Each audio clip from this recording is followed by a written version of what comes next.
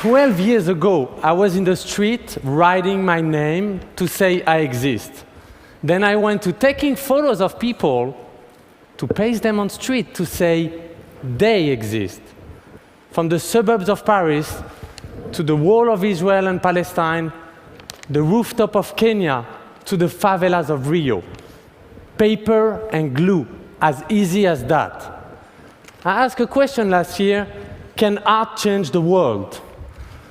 Well, let me tell you, in terms of changing the world, there have been a lot of competition this year, because the Arab Spring is still spreading.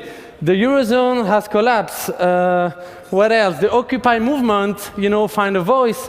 And I still have to speak English constantly, so there have been a lot of change.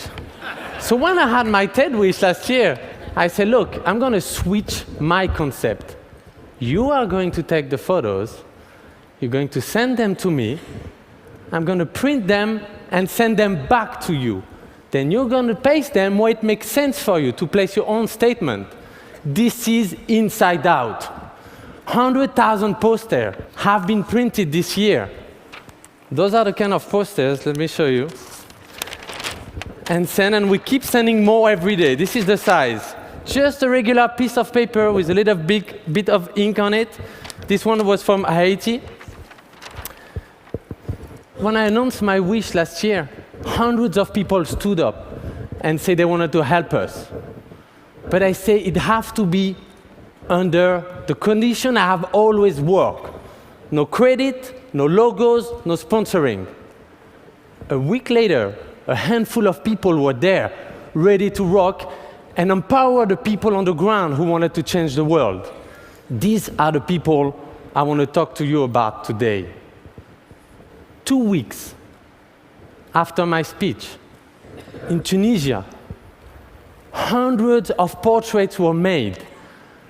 And they pasted every single portrait of the dictator by their own photos. Boom! This is what happened. Slim and his friends went to the countries and pasted hundreds of photos everywhere to show the diversity in the country. They really make Inside Out their own project. Actually, that photo was pasted in a police station, and what you see on the ground are ID cards of all the photos of people being tracked by the police. Russia. Chad wanted to fight against homophobia in Russia. He went with his friend in front of every Russian embassy in Europe and stand there with their photo to say, we have rights. They used Inside Out as a platform for protest. Karachi, Pakistan. Charmin is actually here. She organized a TEDx action out there and made all the unseen faces of the city on the walls in her town. And I want to thank her today. North Dakota, Standing Rock Nation in this Turtle Island, DJ Two Beers from the Dakota Lakota tribe wanted to show that the Native Americans are still here. The 7th generation are still fighting for their rights. He pasted up portraits all over his reservation, and he's here also today.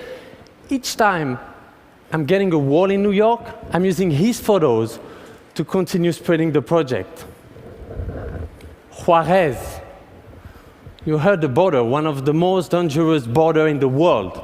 Monica have taken thousands of portraits with a group of photographers and covered the entire border. Do you know what it takes to do this? People, energy, make the glue, organize the team. It was amazing. While in Iran, at the same time, Abu Lolo, of course a nickname, has pasted one single face of a woman to show his resistance against the government.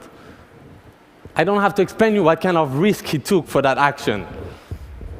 There's tons of school projects. 20% of the poster we're receiving comes from school. Education is so essential. Kids just make photos in a class, the teacher receives them, they paste them on the school, here they even got the help of the fireman. There should be even more schools doing this kind of project. Of course, we wanted to go back to Israel and Palestine.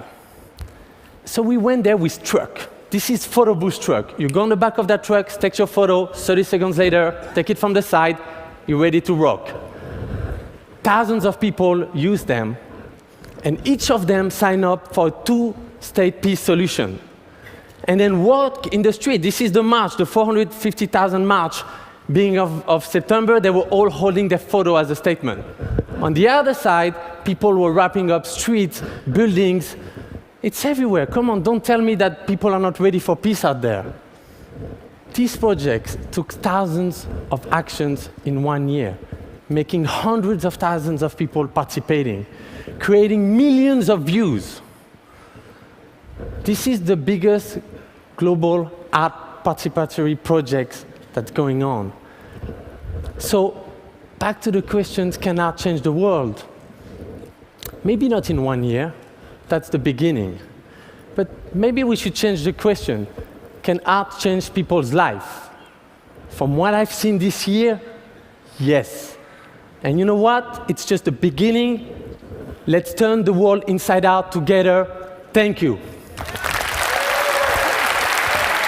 Thank you.